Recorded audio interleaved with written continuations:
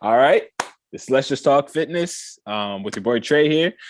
Thank you guys for coming and watching and joining on this next interview, this amazing interview. I have another amazing guest that you guys already know. I don't bring anybody who isn't amazing on this channel, but just about everybody in this fitness journey is amazing. So again, I have someone that has an amazing, unique story that we're going to get into. And we're just going to bring some content that I don't normally talk about on this channel. But before I do, make sure you like, subscribe to the channel.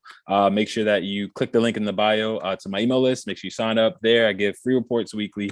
I, just pretty much talk about mental, physical, even spiritual health, oftentimes through my email list. So sign up if you want to level up your fitness. Just something to do and something to add on to your fitness and level you up. And you get to know me more. So sign up. But with that said, I want to introduce Brooke Schiewek. How you doing? Good. How are you? Doing pretty good. I'm just hyped to have you on. She can't. Hey, when I tell you guys, she was literally at the top of the chat thing. It was literally saying waiting. She's right there up front and center waiting on me. She beat me to my own interview. So I just want to thank you for that, Brooke. Thank you so much for giving me your time and your attention. And also being willing to share your story. So let's dive straight in. Wow. Hold on.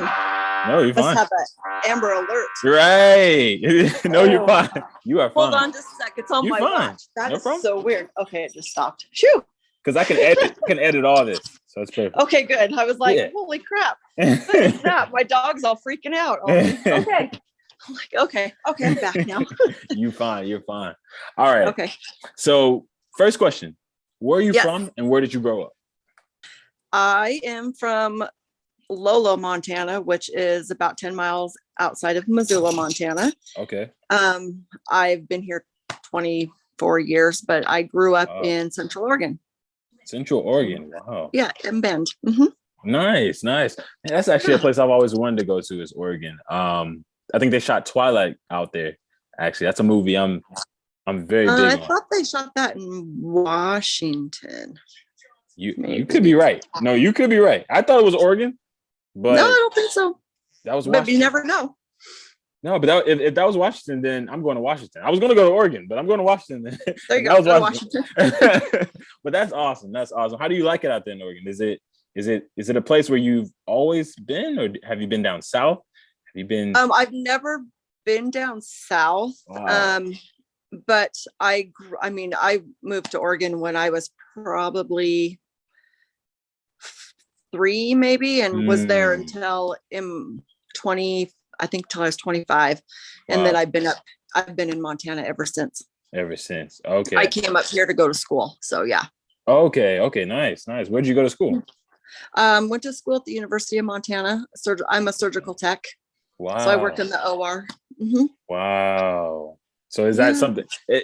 Where's that? I guess the OR. Wait, what is the OR? I'm sorry. The operating room. The operating room. So you were actually seeing the actual surgery. I help the doctors in the surgery, passing their instruments, and I'm a certified first assistant, so I can actually close incisions. Wow. Like just the skin, and I can do just a lot less than a PA, but okay. It just depends on what state you're in. Not a lot of states recognize first assists. Wow. Are you still practicing? I've been a surgical tech it'll be 21 years in July. Wow. My goodness. So you haven't stopped since? No, I went to school here. I did my internship at my hospital and got hired on at my hospital. Oh my goodness. That's amazing. I'm pretty sure a lot of people in the fitness journey would probably want to talk with you about, those aspects of, loose skin. I know that's something that a lot of people do and get removed as well. But that's awesome. That's amazing. Myself included. Yeah. Wow. Yeah, exactly. You mentioned that earlier. Wow. Okay. All right. So in terms of fitness, I always ask this question to everybody that comes on to pick your brain. Why did you choose this journey of fitness? What made you finally, I guess, decide, hey, what I'm doing has to change. My life has to change. I don't like who I'm becoming or what I'm seeing in myself, perhaps physically or even mentally and emotionally, maybe who you were becoming before you started your fitness journey. What would you say was the turning point, and why? I think I had the lap band for 8 years and had to have it removed. Like all weight loss surgeries, you learn how to eat around it. I lost over 80, gained well over 50, if not more back. Had to have it taken out because it was eroding. Got divorced, and maybe do they call it the revenge body? I don't know. Yeah. But I was very mentally abused in my marriage. As far as my weight, I was called a lard ass, a hard hat, was told Jenny Craig's hiring, go eat another Twinkie. The last words out of my ex-husband's mouth that I fully remember, and I think maybe that's why I chose my fitness journey, was to prove him wrong, is he called me an 800-pound fucking ugly cow. Wow. And that just stuck. And I don't think a lot of people in abusive relationships, or even that know people, they think abuse is like physical. I would rather be hit than have words come at me, because those stay. And so that's stuck. And so it was 4 years ago, I went to my gym and I paid for 6 months up front and said, I'm going to do it. And I've been at my gym ever since. It's an amazing place to go. It's my second home. Wow. I'm there 7 days a week, sometimes twice a day. Wow. It's my therapy. And I really, and I'm firm on it being my therapy. I know that's a place I can go, that I can, if I'm in a bad spot, I can go lift, or I can get on the treadmill, or I can just put my headphones on and not talk to anybody. And that's my space. It's where I go. And I think that's why I chose the fitness journey, is just to get me mentally back.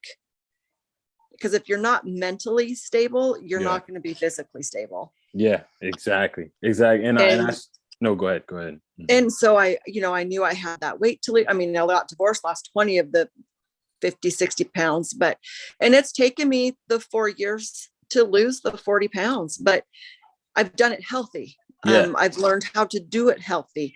I've learned how to, like I told you earlier, they're my family. I've got so many friends, people that just come out of the woodwork to help and be like, I can ask questions to, lift my weights for me if I can't do it. If I have, nutrition questions, the managers at the gyms are like, what do you need to know? I mean, it's a place that I think that when you suffer mental abuse and you suffer with your looks, it's good to have that support system, because you may not get it somewhere else. People don't understand. Exactly. I mean, that's amazing. So just to recap, it was your divorce that you're saying pretty much catapulted you into, like you said, this aspect of proving him wrong, proving your ex husband wrong in terms of the verbal abuse, and you even went to so far as saying that you would have rather had physical than verbal, and that being because you're saying that it sticks. So what do you mean? I guess to go deeper into that, what do you mean by those things stick with you longer? I think physical abuse, your bruises go away. They go away. You get told you're an 800-pound fucking ugly cow. Yeah. It sticks. I mean, it's been 5 years and it's stuck. And not only just to prove him wrong, but to prove to myself that I want to be healthy. I want to see my daughter walk down the aisle. I want to see my grandkids. I work in the medical field. I know what diabetes does to people. I know kidney failure. I see it, and to be able to help myself be healthy, I think it's amazing. Yeah.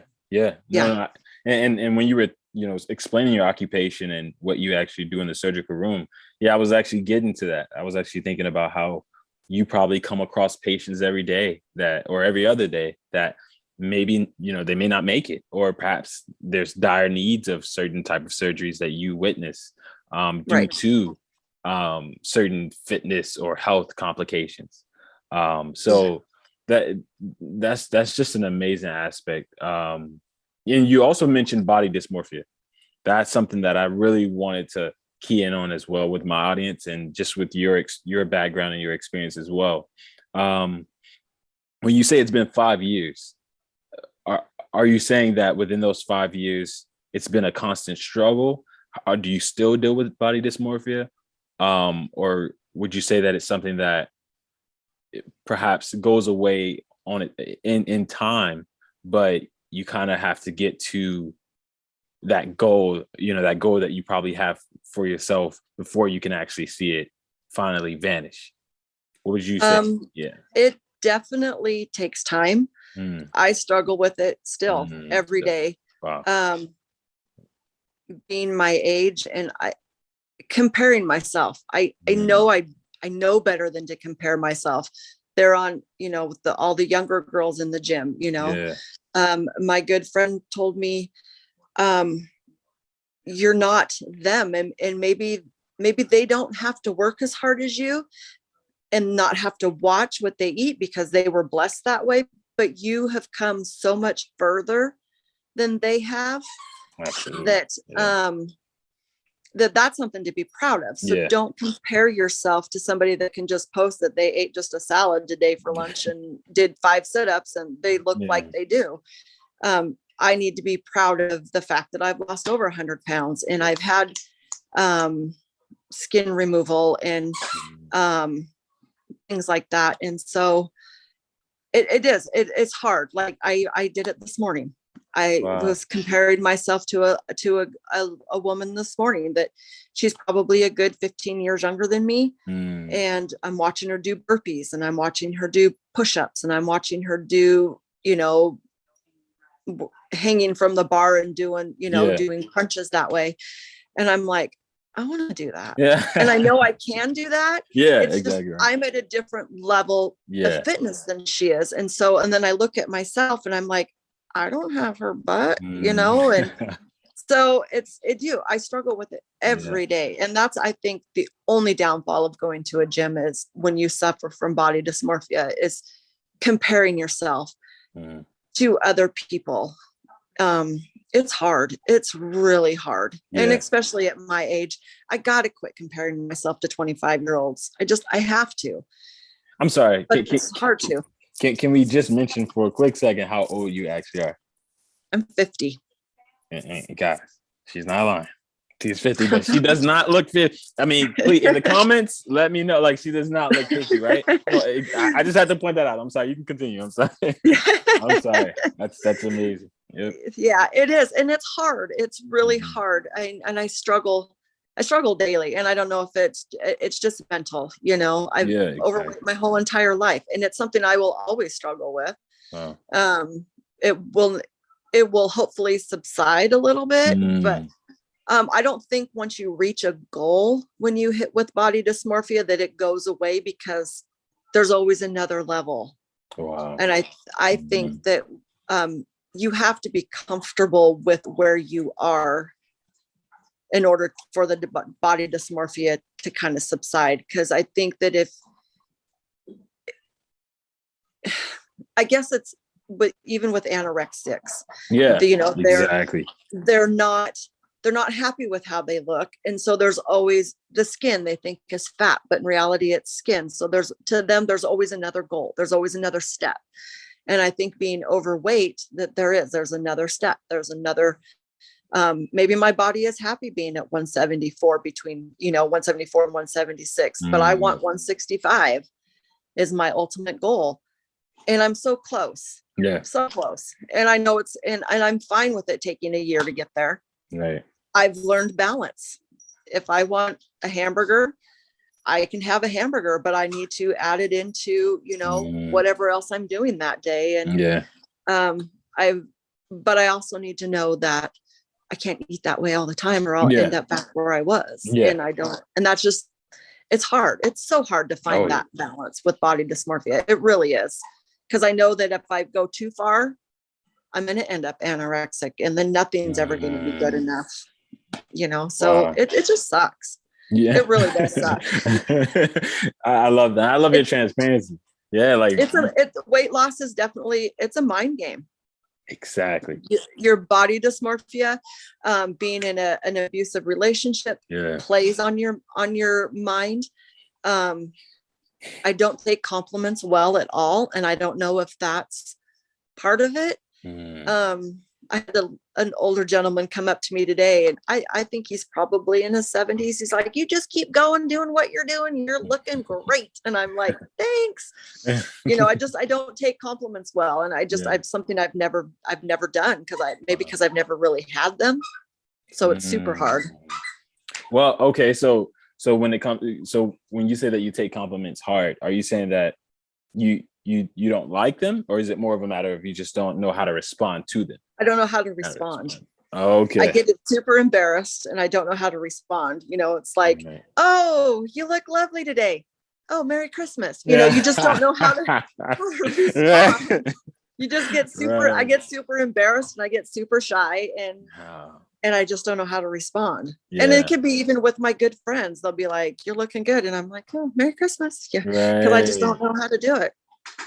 Wow. So it's super hard. That is baffling. Like, I mean, man, so pretty much when it comes down to weight loss, you said that you lost over 100 pounds. Even though you have reached that goal and you are where you are now, I think I even saw a few clips where you did show your past.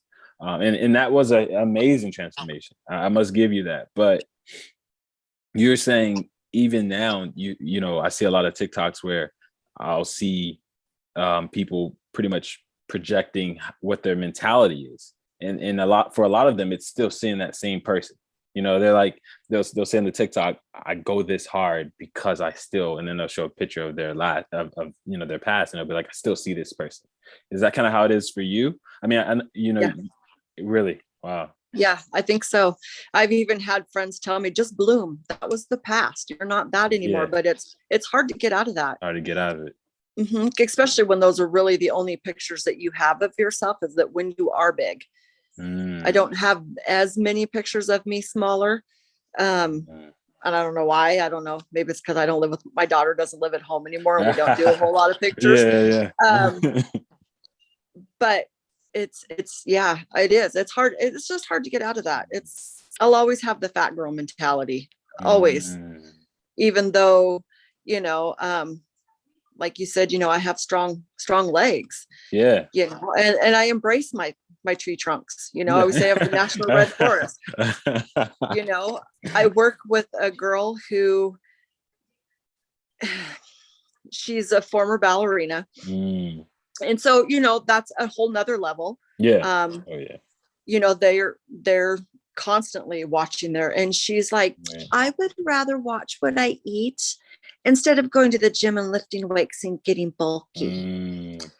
And I just kind of looked at her and I said, "To be honest, I have yet to find a man bitch about the size of my thighs and my ass." No, you'll never find that. You'll never find that. And it's like, and she has a daughter, and she's like, "I don't want her to have thick thighs." I'm like, "She's 4. Oh yeah, come on. Yeah. So that's kind of off the record, but it just, it's super hard. I mean, the department that I work in, I do all of the bariatric surgeries. Wow. I'm the lead scrub tech for all the bariatric surgeries. So I've been doing gastric bypasses for 18 years. I think that's how long we've been doing them. And so when I decided, I had the choice of having a gastric bypass or having the lap band. And my department is ruthless, man. We eat our young. They're just like, "Just diet and exercise and you can lose it." No. Yeah, it's not that. Yeah. It's not that easy. Yeah. It's not. And, they send you to a dietitian. Well, when I had my lap band taken out, they sent me to the dietitian, and she's like, "Just eat 1,600 calories a day and you'll be fine." No education. I get more education from the gym and people that I work with at the gym, how to count macros, I The never mental had and that. emotional investments behind it. Yeah. Right. Just eat 1,600 calories. You'll be fine. Well, what constitutes 1,600 calories? What can I Right. have? Exactly.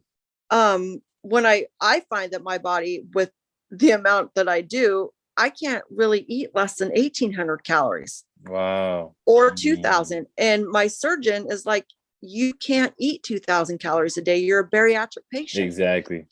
I go, I don't have my lap band anymore. So Mm. my stomach is back to normal. Yeah. He's like, but you bariatric patients can't eat any more than 1,000 calories a day. I said, I'll always be his bariatric patient, Yeah. Yeah. but I'm at a different level now That because level. my band is out. And so I dropped 7 pounds in 2 weeks Wow. from eating 2,000 calories. And he was like, how'd you do that? Because I ate. Exactly. For one. And so, I've had patients come in that we've had to take their lap bands out, and they are petrified that they're going to gain their weight back. Wow. And he's like, talk to them, tell them what you do. Wow. I'm like, I'm a gym rat. Wow. I mean, one lady came in, she was in her 70s and she'd had her lap band for years and she was in tears. She didn't want it taken out. But I said, you'll be fine. Wow. And people ask me, what do you do? I go, I couldn't eat bread when I had my lap band. It would stick. Mm-hmm. So I just pretend like I still can't eat bread.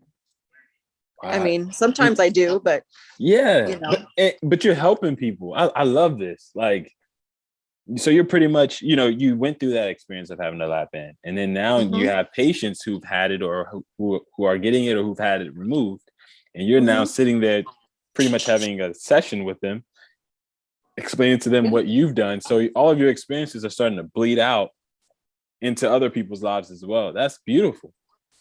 That's gorgeous. Yeah.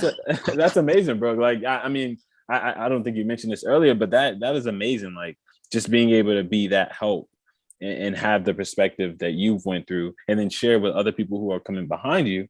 That is absolutely amazing. And I think that's the whole point of fitness. The whole point is to have this journey, and then to share the journey with those who are coming behind you. Because for some people, and for most people, it's life or death. Some people are literally, just days away from a heart attack or stroke. Right. Yeah. So that's kind of why I do this. Actually, it's like literally, let someone's in Brooke's shoes. Someone has this mentality or had this mentality that they perhaps need to escape or didn't know how to. But you opening up and sharing how you got started on this journey, I think is just incredible. It's just I'm sorry. It's incredible. I had to highlight this. But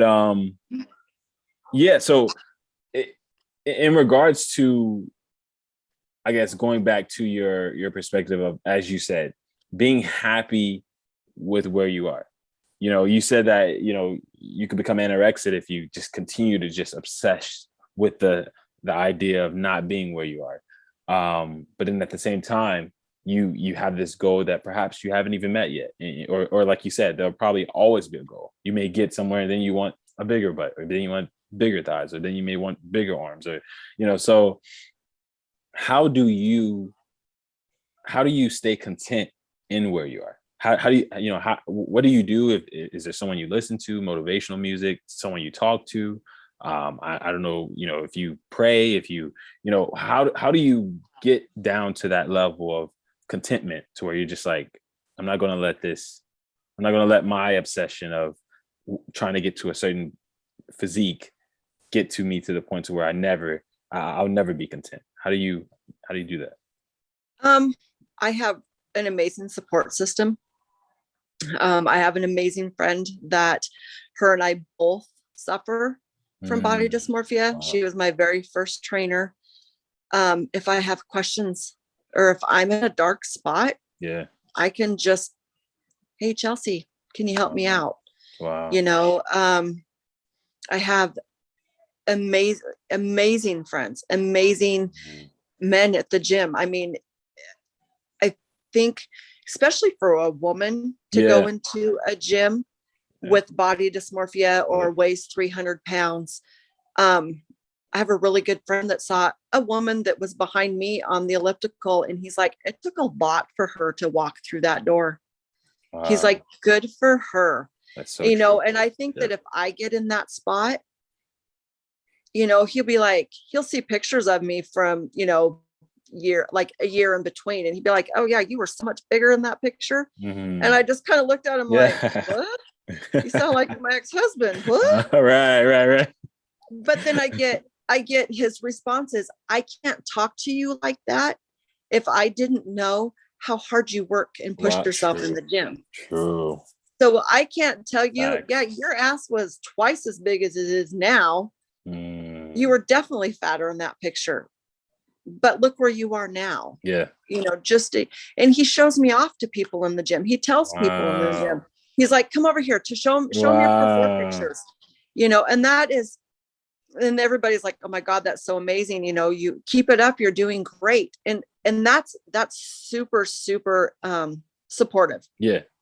Super. And that's when I have to stop and look at myself in the mirror and go, people say I look good. Yeah. Okay. Yeah.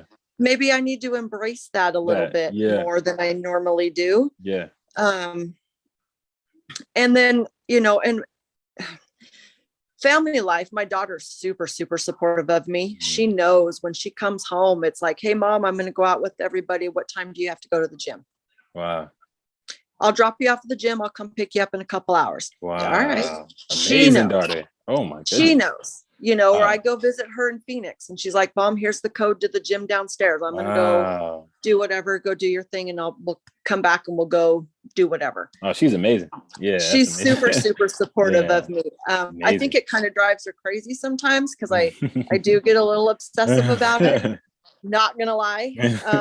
I need my gym time, but like I said, it's my therapy. Yeah. Some people meditate. I go lift weights. Whew, my goal was to hit 30 pounds on dumbbell single arm presses, and I'm at 32 and a half. Oh, nice. So, they're just little things I think that kind of help keep me in check. Yeah. But the support system, you can't get where you're at in a fitness journey if you don't have support. Wow. But you also have to know who's supporting you. I was just about to ask. Yeah.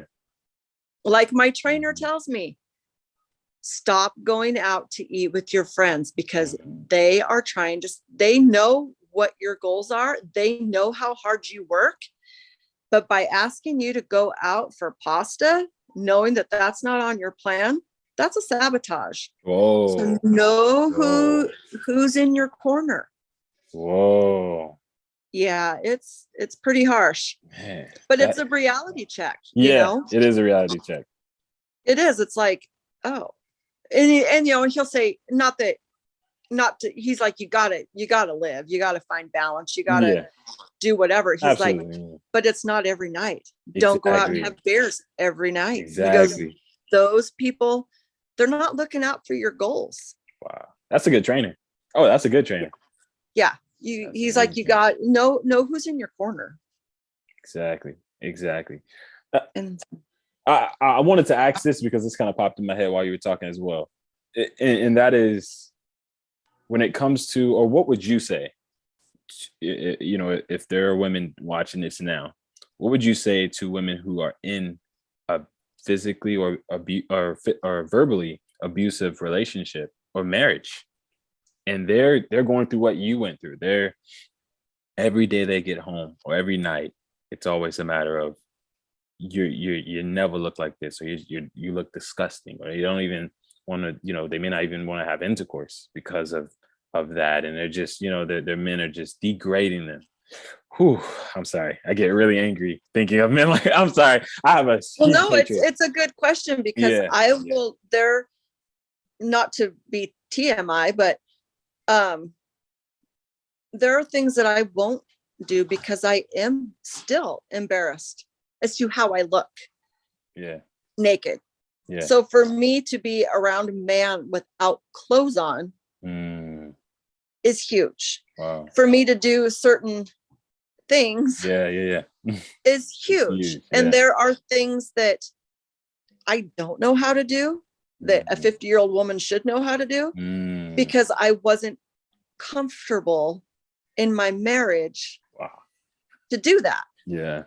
So I think for women that are in that, it, as hard as it is, you got to look in the mirror and tell yourself that you're worth more than that.